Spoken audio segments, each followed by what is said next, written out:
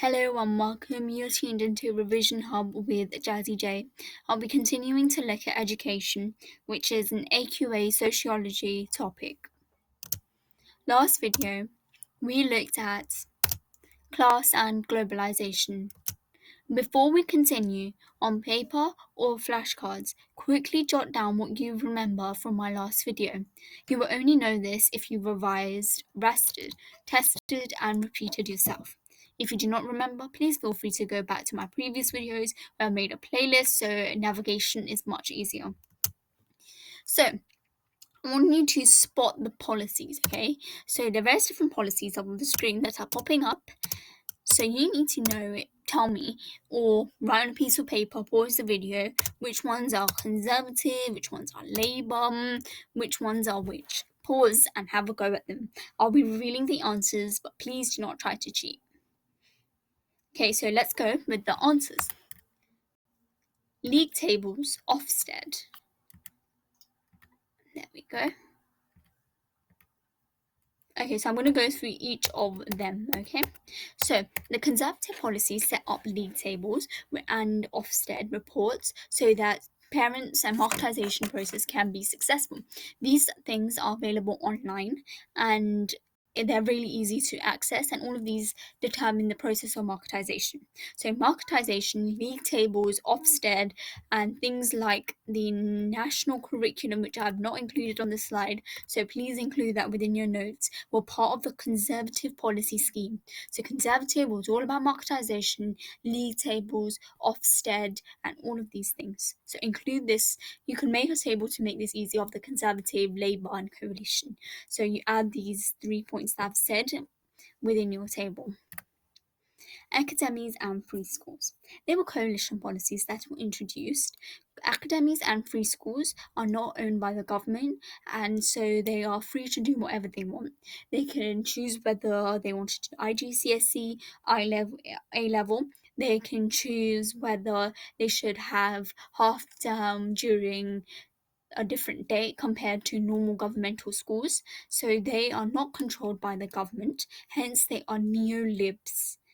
In Sweden, they opened academies and free schools, and they found that when they opened academies and free schools, their positions on the league table fell drastically. So you could probably argue this as an against, that this was not very successful, as it may seem to be.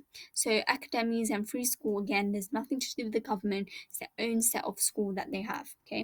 So Labour policies deprived meet their needs, compensatory education, free school meals, university fee. Okay, so let's go through each of them. So the Labour policies wanted that the deprived are not deprived, and so they get a form of education, they get things that support them within their education, so they are no longer deprived. Hence why the compensatory education policy was put in place. And this is part of, obviously, cultural deprivation, as we looked at in my previous videos. Pause and have a think what sociologist says this. Okay, let me reveal. Shaw, remember Shaw? So she looked at this policy. So it was all of this, and they did compensatory education through free school meals and intervention policies, which many schools hold, after school intervention, holiday intervention, to catch up those people who are behind. All of these allowed students to not be deprived anymore from education, and so that they can be successful within their education. University fee, however, the Labour policies introduced, and the problem with this was that it put people off education. So this could be like a counter argument to the Labour policies on what they've done, because although university fee is quite huge, but the problem was, would the deprived be able to afford it? As a result, maybe they're not. That's why the National Educational Panel found out that the working class outperformed in foundation levels of education, but they did not go on to do higher levels of education because they felt as though it would not help them within their life whatsoever.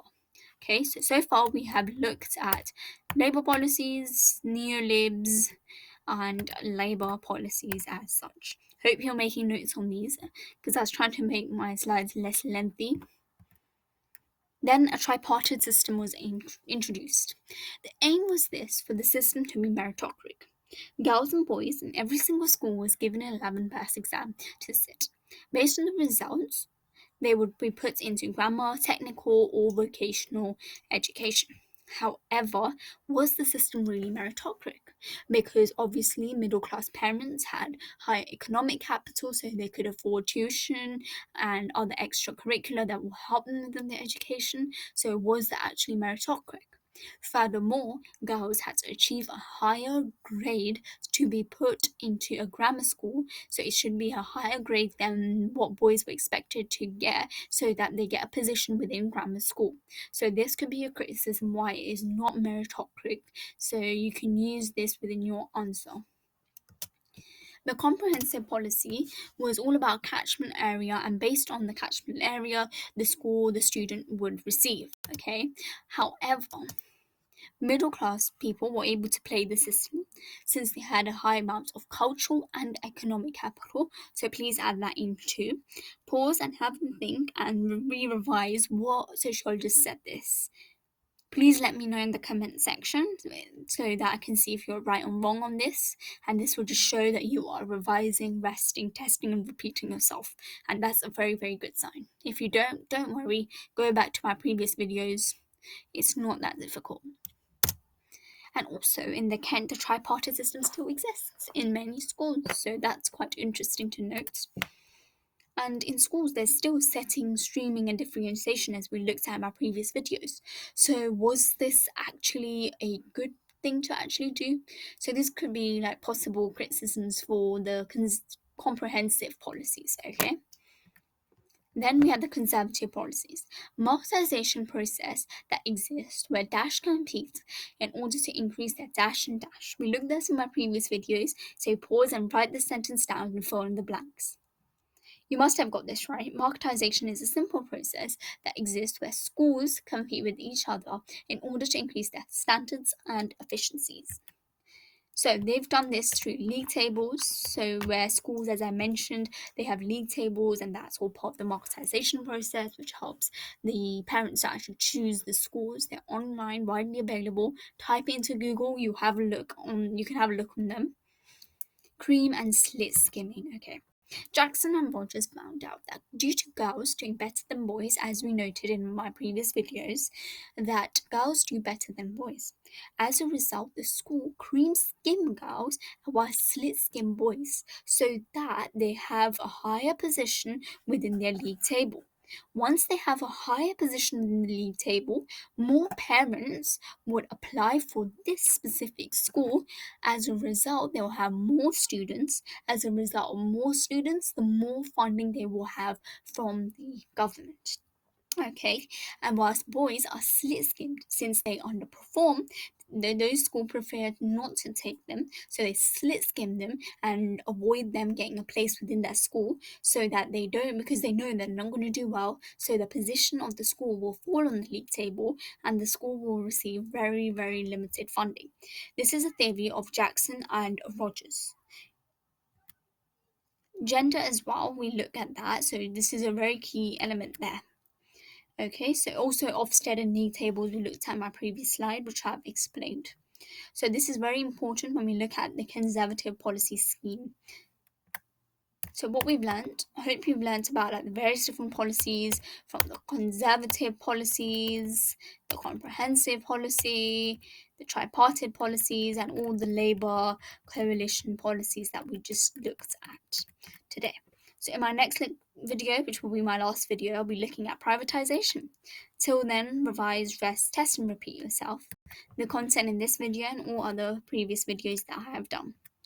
And do not forget to love Canva, because I downloaded the templates and made these slides on Canva and downloaded them into a Google slide document. So this was how I used Canva, which is really, really amazing. And please do not forget to like my channel.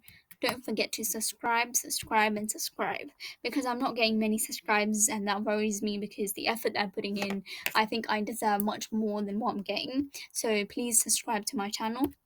Please comment. I've asked you a few questions within this video. I'd like to see some comments going so that we can just start a quick conversation. And please press the bell icon. And please do not forget to subscribe to my Instagram channel too. Thank you so much for your time.